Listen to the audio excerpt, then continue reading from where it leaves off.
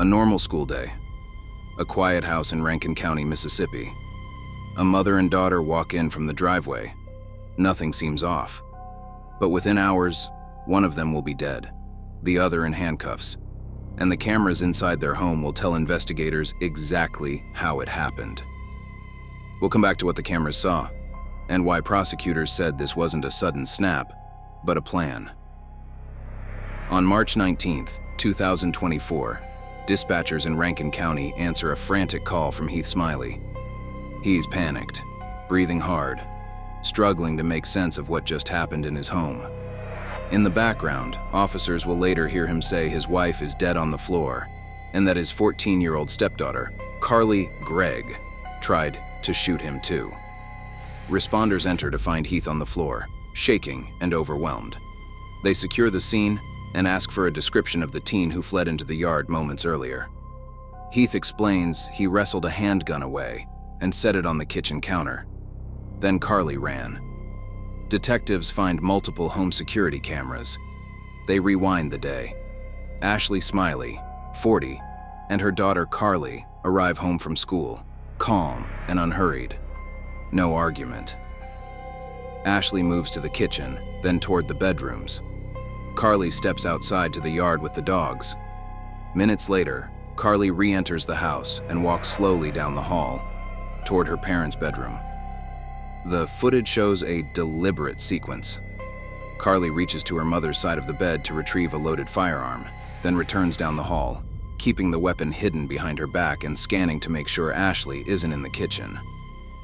She goes to her own room, where Ashley is, moments before the gunfire.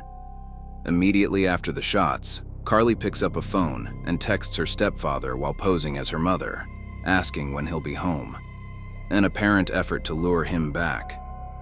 She also messages and video calls classmates, even telling one to come see her mother's body.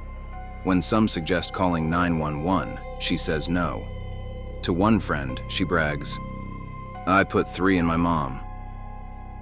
I've got 3 more for my stepdad." She instructs that friend to hide in the backyard until Heath returns.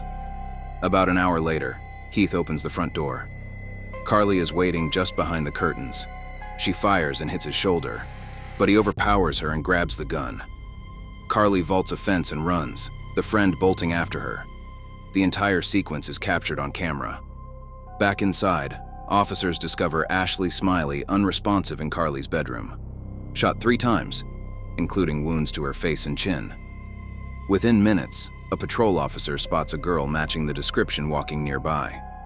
Asked if she's involved, she quietly says yes. She's handcuffed and taken to the station for questioning, as detectives begin a full search of the house and devices. Friends tell detectives that Ashley had recently discovered Carly vaping and using marijuana, and that there'd been disappointment at home earlier that day. But investigators also uncover deeper context: a letter from the previous year, notes of emotional struggle, and a history of self-harm. Carly had begun therapy in late 2023 and started medication in January 2024. She later reported feeling on edge.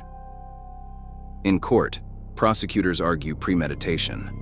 Carly knew exactly where the gun was, hid it from the cameras, and texted while impersonating her mother to set up her stepfather's return. The defense counters with insanity. At 14, Carly was in crisis. Journals reference voices, depersonalization, and nihilistic beliefs, e.g., "It's okay to be evil. You don't need family." One psychiatrist testifies that she was unable to appreciate right and wrong. The state's expert disagrees, concluding she did understand the nature and wrongfulness of her actions. After hearing the 911 call, the camera timeline, the texts, and expert testimony, jurors convict Carly Madison Gregg on all counts: first-degree murder, attempted murder, and tampering with evidence. The judge imposes life without parole. As a juvenile, Carly is held in a secure youth facility until 18, then transferred to adult prison. The story investigators reconstructed wasn't built on rumor. It was built on ordinary technology and routine evidence. Hallway cameras, a text thread, and a front door moment that didn't go as planned. The question of why remains painful and contested.